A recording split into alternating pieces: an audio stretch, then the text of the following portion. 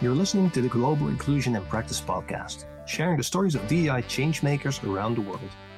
Vivian Aqua and Marjolein Vlug bring you behind-the-scenes stories and kitchen table conversations about the personal perspectives of DEI professionals, representatives, advocates, and allies, talking about what matters in this work and what sustains us in creating lasting change. There are many of us working on creating a more inclusive world. Let's share our stories. We're in this together.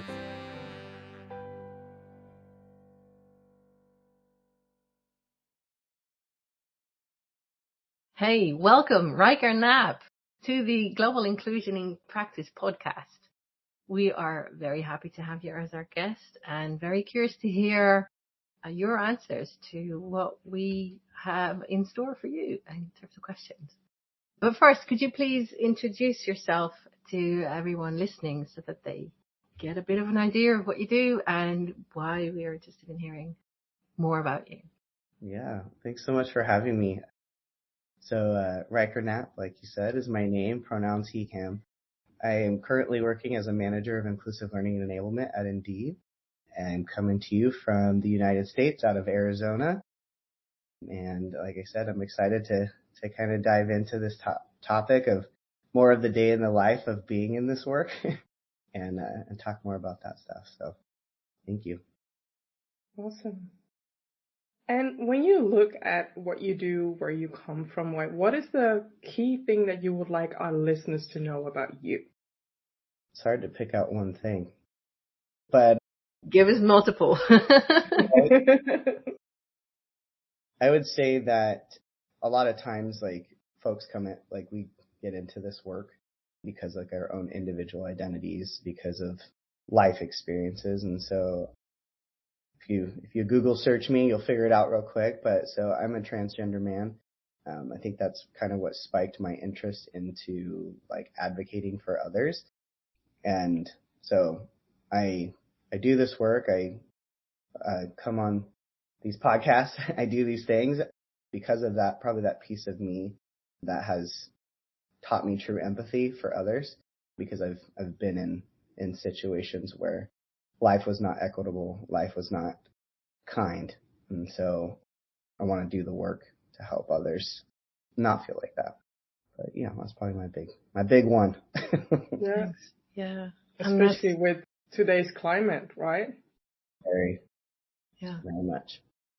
Because I probably, and I can imagine, and, you know, statistically, there's plenty of people with sort of similar life experiences as you do that choose to do different things in their, you know, work days rather than DEI work. Yeah. Was there a moment or a specific thing that made you decide, okay, this is what I'll do? Yeah. I think it's a culmination of things, but there is a moment. I think we can all relate to this, but when you have, like, a marginalized identity, you definitely live in state of survival often, especially in, like, your younger years. And I was adamant. I was like, I'm going to prove everybody wrong, and I'm going to be really successful in life. Like, this is not going to be a thing where, you know, people can say anything negative about, you know, my life or what I've constructed as, like, you know, my story. I'm going to be successful. And so we're talking about, oh my gosh, like 10 years ago. And I was like, well, the best way to do that right now is in the corporate world. So I got involved and found a great profession in the corporate world. And in that, I worked really hard. And so I got into this position where I became a people leader. And in that, the place I was working at the time had a 2-day required diversity and inclusion training for all people leaders, which, knowing what I know now doing this work, that was pretty amazing that they had this mandatory 2-day training for all people leaders around diversity and inclusion. And so I went to this training. I was excited to go to it. I can't say like my peers were, but I definitely was, because it felt like compliance to people, as oftentimes this work does. But I went, and it was within like the first probably 2 hours. The facilitator, the conversation that we were having, I was like, oh my gosh, like this is what I'm supposed to do with my life.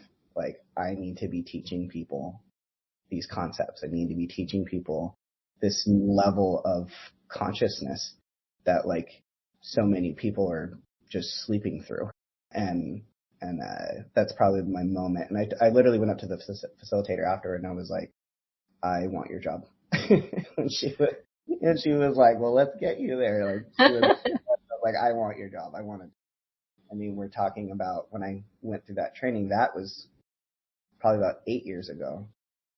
And so I did a lot of DEI work as like my extracurricular activities for my career for a really long time. And it wasn't until the last like 2 years that I actually have been like paid to do the work, if you will. So it's actually been my job, but I've been doing work for a really long time. You're mentioning something that is interesting for me to also dive a little deeper, and that has to do with DEI training being mandatory for certain levels. What's your take on that? Yeah. First of all, I definitely understand like the both sides, I guess, if you will. Mm-hmm. Like, there's definitely a need for people to understand that this is not a nice to have, it's a must have training or, just education. On the other side, you don't want to like push people before they're ready to like really dive into the work because it'll just fall flat and not be absorbed correctly.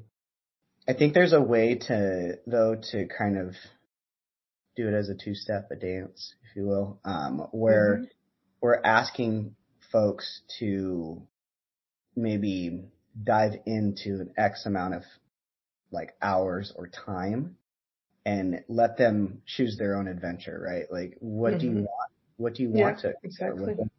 Here's a bunch of different topics. Which one do you want to dive into, right?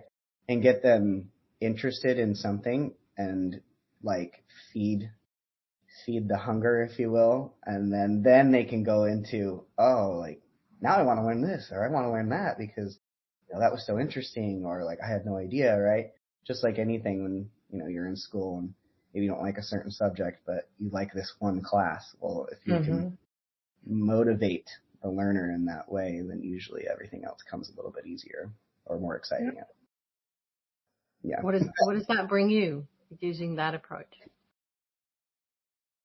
I mean, in my experience, for the most part, I've encountered folks that do get inspired or motivated. Maybe they definitely like latch on to one, marginalized identity or something like that. And that's kind of always their home base of where they feel their passion towards the work.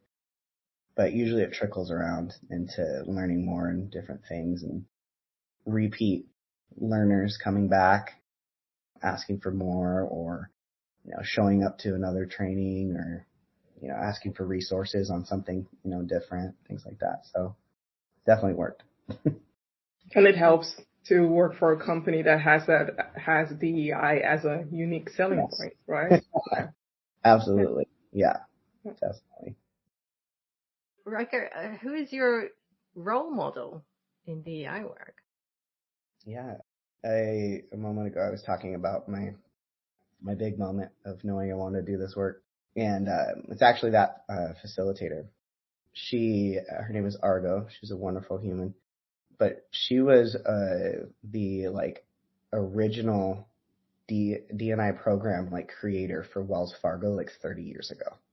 And I can't even imagine what it was like to create this work and facilitate it and like try to move a huge financial institution like that into a space of,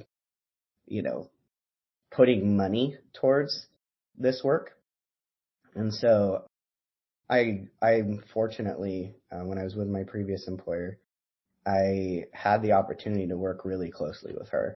She actually certified me in my first diversity and inclusion facilitation certification. And I got to have many after 2-day workshops, cocktails we're there to chat and, debrief like the experiences that we had. Mhm. And she's just incredible. The amount of patience and like understanding that she has and just the knowledge is just incredible. And so I would say she's definitely my DEI role model. I want to be her when I grow up. So what's the way in which you do that? How do you sort of grow into that? I think I just never stopped trying. I never stopped Mhm. learning, always keeping top of mind that being DEI, professional means that that you'll never know everything. And the moment you think you do, you're not doing the work anymore. So just keeping that top of mind that it's a revolving door of knowledge and that the world changes and so do you. And you need to stay on top of it and learn more, do better, all that good stuff. You We'll need to, make and you sure want that to. we highlight that because the fact that you said at the moment that you think you know it all, that you stop learning, that's where the danger is at. And also you briefly mentioned debriefing. Yeah. Can we dive a little deeper in that? Just a little. Yeah. I don't think you can do this type of work without having like a sense of community in the work. So being able to talk through a lot of the microaggressions that come up, even teaching or having one-to-one conversations around this. Mm-hmm. You need to have somebody who understands, the language and just the impact and the feelings that come up doing this stuff. So I think having those moments of, oh my gosh, I just had a really gnarly workshop. Do you want to get a drink or can you Zoom? And so we can talk through it. I need to like process like what just happened, right? Yeah. Is really important.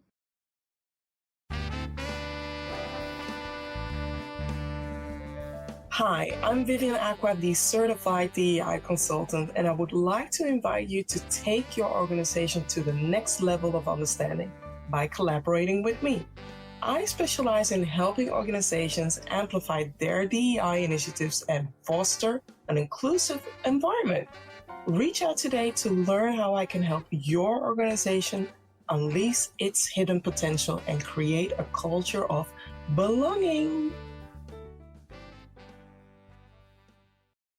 So when you look at this decade, and like I said earlier on, there is a lot happening, whether it's in the US, but also in Africa and also elsewhere, right? What do you see about this decade that you want to share with our listeners? Yeah. It's really hard right now. That's for sure. I think I want to acknowledge that like this is a very tumultuous time. It's exhausting. It's scary. Yeah. A lot of us are afraid right now. I think, and like I want to also say like those feelings are so valid and to like honor those feelings and like acknowledge them that they're like happening inside your body. It's your nervous system telling you that. Mm-hmm. You need to respond to that. But what I also think is that we are in a major transformation period.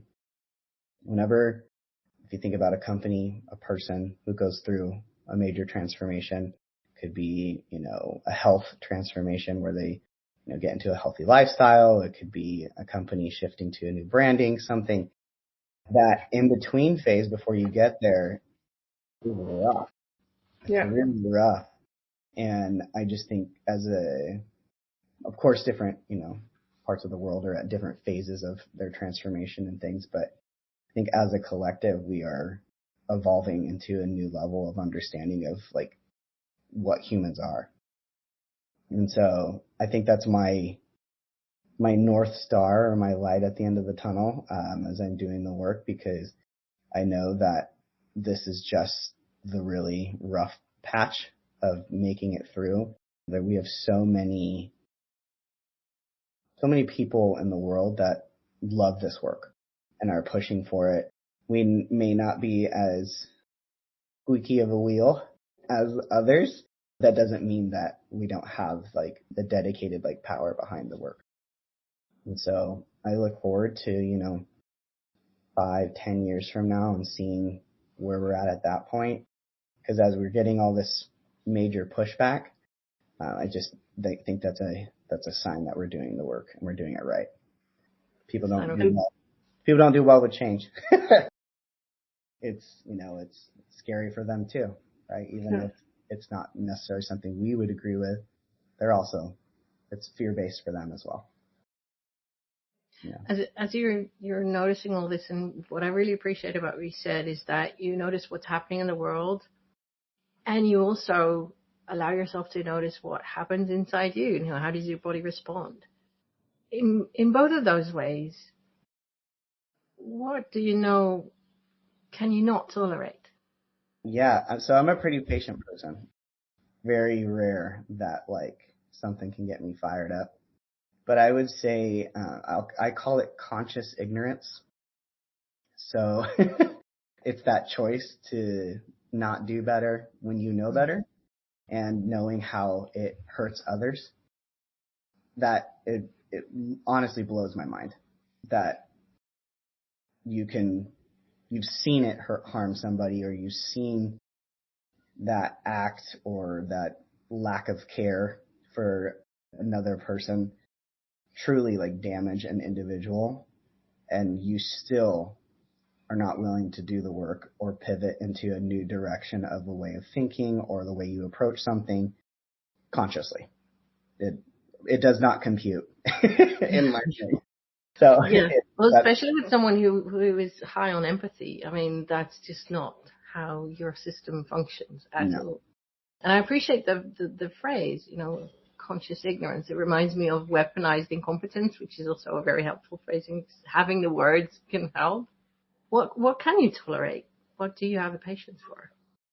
Yeah, most other things. But now we're done here. I think that I'm really tolerant or patient with mistakes, especially. I think it's totally okay to make mistakes. To practice and fail is how we elevate ourselves to a new level of just, I guess, understanding and, again, confidence. So I think it's too often we don't give people enough grace in this work too. Even us ourselves as DEI professionals, we are not exempt from microaggressions. We are not exempt from making mistakes. People seem to think that though. Yeah.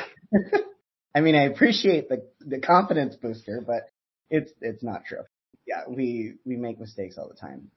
And in order for people to grow and do better, we have to let them make mistakes and navigate their growth period. I think of many times when, I have these types of conversations either in in a group setting or one-to-one, and I get, somebody that's really pushing back on what I'm sharing with them. And I usually get excited in that moment because I'm you're questioning everything right now. I love that. You might be bucking back a little bit, but that's okay. This is how you're processing the information. And if your eyes were lighting up as you were saying that, I'm just saying it out loud because people listening can't tell. And I think if we don't accept them where they're at when they start to get into that phase of understanding and the blinders, the horse blinders are lifted and they see the things happening around them. If we don't support them, that's when people become frozen and they stop diving into the work. They become really static out of that fear of failure, or it's too much to see it. And so if they don't have us as, people who are doing it all the time, guiding and saying, hey, it's okay. We're gonna work through this feeling and let's keep going.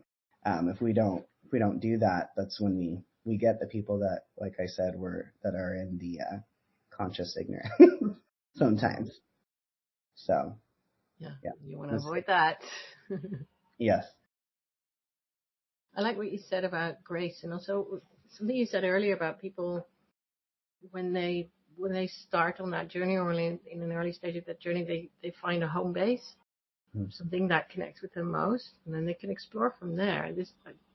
There's such grace in using that word, because home base is very okay. You're going back to your home base rather than you're limiting yourself. You should understand more. There should already be more. I really love that. This is your perspective. Yeah. We all need a sense of community, right? That's why identities exist, right? We need that sense of like, I can see myself in you and you can see yourself in me, experience together. And I'm a true believer that nobody on this earth exists without having a form of like an outsider identity or a marginalized identity. Some may be really below the surface, but everybody has experienced trauma in life. Everybody has had something that has told them that they're different or they're less than. And some, of course, a lot more than others. But I think if people can acknowledge that piece of them, especially folks who sit in a lot more, privilege or, insider experiences, we can all realize and take that piece of us and go, oh, I know what that feels like. And I see you now. My lived experience is tapping into that empathy piece of myself, and I can now feel and understand what you feel. It may not be the same scenario, may not be the same identity, all that stuff, but it's that empathetic human connection that is the most important part of this work. And I think that's what takes us to our home base, is everybody having that piece and connecting on that piece. And that's usually what people's like first connection via like this work is like, is it's that first time they identified that piece of them and then recognize this group or this, whatever that home base looks like for them. It could be one person, right? But yeah. They say running, doing this work within DEI is like running a marathon. And I'm curious into how do you run that marathon when success comes slowly? Yeah. I mean, I'll be really honest. There's a lot of times where you're like, gosh, like we're having this conversation again. Yeah. But something that I always say is that one of my little sayings, but is integrity is profitability's long game. And so if you stay true to what you're teaching, what you know is the right thing for everyone, that brings people psychological safety and allows them to be themselves and feel joy. If you're doing that and you stay true to that, everything else will follow. And it may take time, but it always pays off. I think of my pathway to even getting into the role that I'm in. It came with 8+ years of doing this work on the side, and doing work on the side also is what gave me joy. But if I, got to a point where I was like, this is never going to happen. I'm never going to be able to do this work as my like full-time profession, I wouldn't be talking to you today. It's that acknowledgement that you have to stay like true to it, hold on to that integrity, and it'll come. Also when you least expect it, usually. Yeah. I do have a curiosity question, and I hope that this is in the boundaries of being respectful and asking this question. And when you were looking for a job, given that you are a transgender male, did you on purposely look for a company that supports your identity? Absolutely. Every time. Yeah, without a doubt.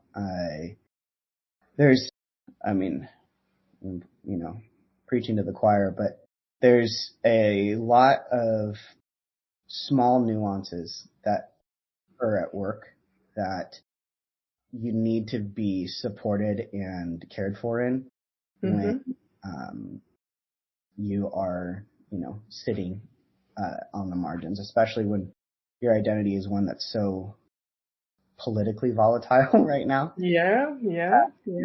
And so, yeah, it's a must-have. That is probably the most important thing when I'm looking for like a job or a role even, how much does this person I'm going to report to, even like within, my employer's walls, how much do they care about DEI? I'll ask them that in an interview. Do you dive into this work? Like, no, I'm probably not going to do well reporting to you because it's important to me. Yeah. And so, it's higher than salary to me, and I'm very money motivated. So it's probably my most important thing. Thank you for sharing that. Yeah, of course. Well, in terms of reward, in addition to money, what makes your work rewarding and worthwhile, and in what ways do you sustain yourself? Bring in the energy to then spend it on it more. Yeah, I kind of touched on it a little bit ago, but I'll share more. My really big reward in this work is like that light bulb moment. I think anybody who has taught in their life has that excitement, but specifically in this work, it's because that light bulb has such a huge trickle effect. So having done a lot of this work for so long now, like having taught somebody one class and them learning a new concept or a new empathetic feeling even, and them going from my class to interacting with others, and then hearing from somebody who like reported to them 2+ years later saying, my manager went to your training and it completely changed them and we weren't getting along, and now like we go for cocktails after work because of that training. That ability to help others foster psychological safety amongst each other simply through I laugh because when you really break it down, it's really it's empathy. It's people being empathetic for each other, pushing away all the bias barriers, firing off in their brain and like just pushing them to the side and being like, I'm so sorry that's happening to you. How can I support you? Exactly. Yeah. And that's it. That is the hardest part of the work, y'all. Like that is it. And being able to help guide people into that level of thinking, and then that just spider webs out. And knowing that when people leave my training, when people leave, one-to-one coaching conversations, things like that, that they are utilizing that skill set to make others happy and safe, makes everything worth it. What do you do between you gave the training 2 years later? That was mind-blowing because my manager is behaving so differently. What do you do in between getting those energy sources? Yeah, I definitely take breaks for myself. I do things that like recharge me. I'm big into like DIY. I build a lot of things. So I do a lot of that stuff. DEI and DIY. Yeah. Good combination. Yep. I like the acronyms. But yeah, I do a lot of things like that. I spend time with my family and my children, my dogs. Do a lot of stuff outdoors. So that's my recharge, probably like more approach of stuff.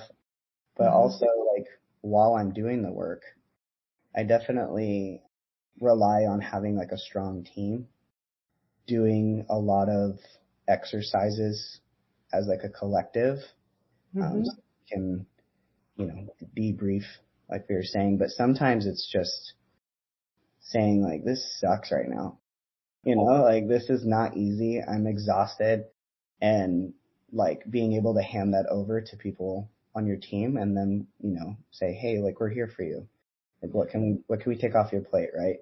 So having your support system is a really big deal too.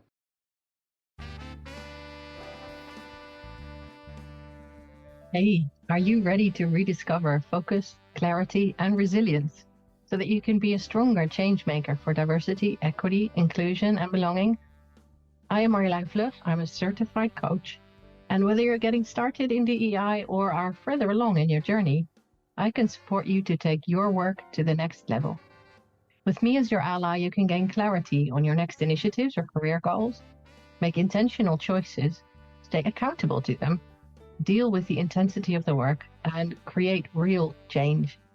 Let's talk. I'd love to learn more about you. Reach out, book a chat.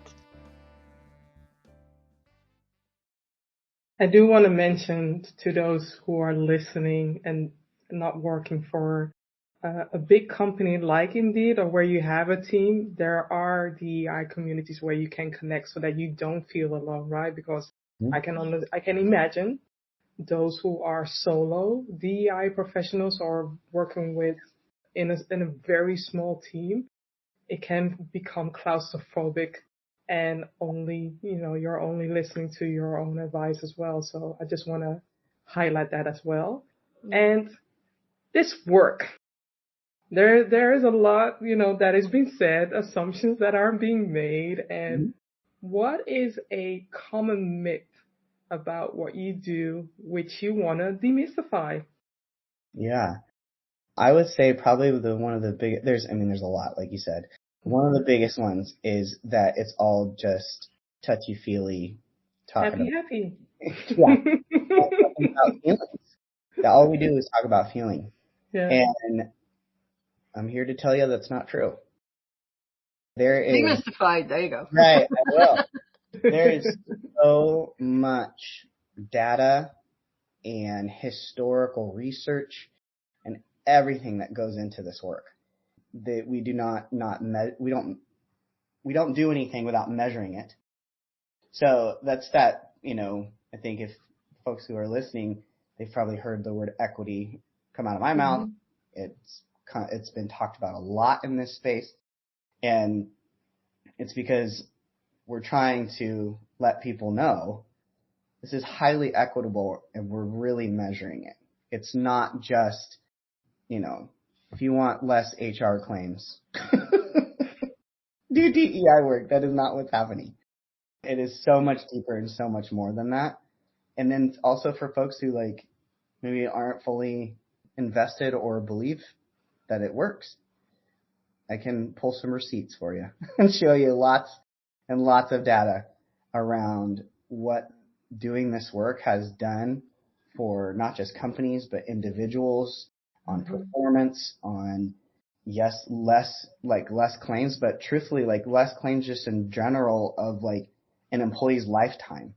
Not just HR, manager related type of relationships, but even health and wellness stuff, because of that feeling of belonging and the empowerment to be yourself and come to this, where you spend the most time with people, your place of work, just to have that feeling and that sense of safety there's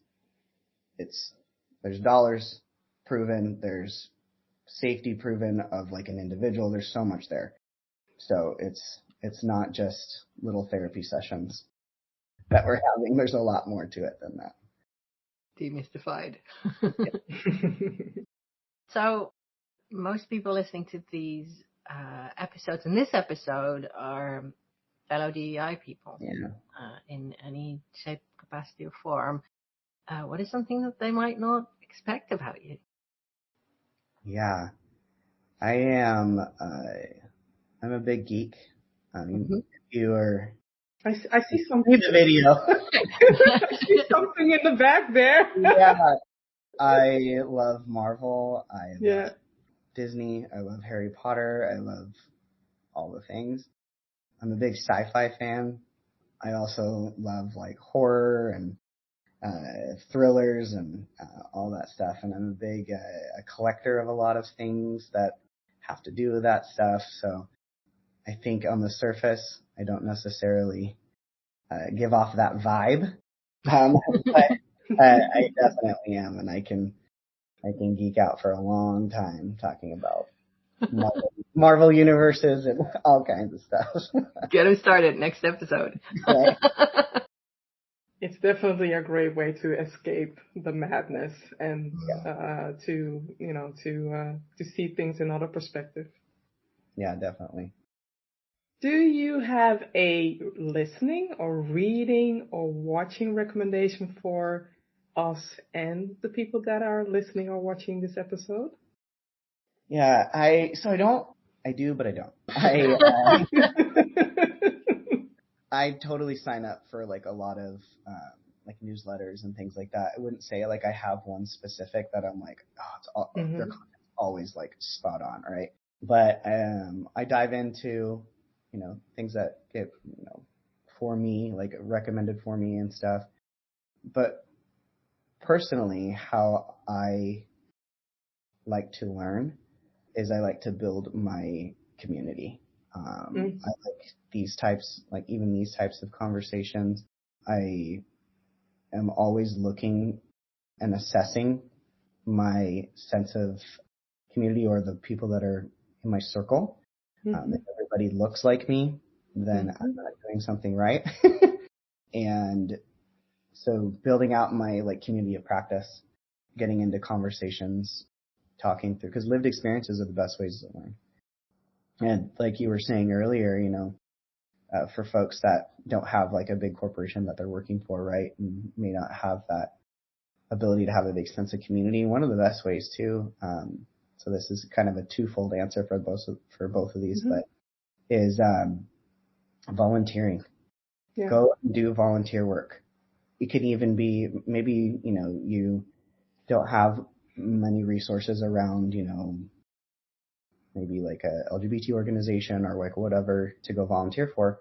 But even volunteering for like animal stuff, you're going to have a lot of different folks that are interested and care about those things. And you can really build your community of practice through volunteer work. I will never not volunteer in my life. I have quite a few organizations that I volunteer for that are like near and dear to me. And that is a free experience. But that's the best part, is knowing that like you're doing it and you're learning so much, and it's free. And rich as well. Yes. As an experience. Yeah. Exactly. Yep. Definitely. What is the final thought that you'd like to leave our listeners with? What's important for people to remember? Hold on to. Yeah. Just going back to that, a good majority of our listeners are people just like us. I would say give yourself grace, take a break, acknowledge all the feelings that you're having. Don't push them down. Don't ignore them, because, for the greater good, you need to push through these feelings for the work. We are only as good or as helpful to others as we are to ourselves. And so making sure that we're honoring ourselves and the feelings that we have inside makes us better at this work. So do that, whatever that looks like. Every day, do something for yourself. Whether that's you have a specific coffee drink that you super love, turn off everything, go make it. If that means you need to ground yourself outside, go do it. If that means you need to cuddle with your cat for 20 minutes, go do it. Whatever that thing is, something small that you can always do for yourself every day to remind yourself that you also matter in the work, and you need to be taken care of just as much as we're trying to take care of the whole world right now. Love that. Reminder. Love that. Thank you. And thank you for this beautiful conversation. Thanks for the inspiration and for your thoughts and sharing your views. It's been a pleasure. Thanks for having me. It's been nice to talk about it and share about a lot of the things that y'all asked. Learned so much about you. Yeah.